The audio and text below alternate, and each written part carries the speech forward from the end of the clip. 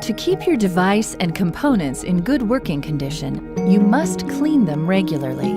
It's also important for your good health. Every 2 weeks, remove the gray reusable filter by pulling on the white tab.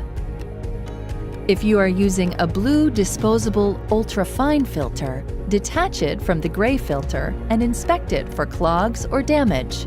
The blue filter should be discarded after 30 nights of use, as it cannot be rinsed and reused. Run warm tap water through the middle of the gray reusable filter to rinse away any debris.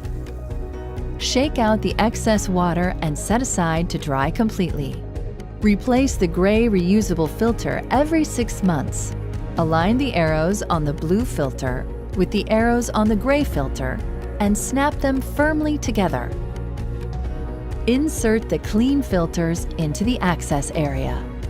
Place the water tank on the table and align the bottom lip of the tank with the heater plate. Slide it onto the device, pushing until it clicks and locks into place.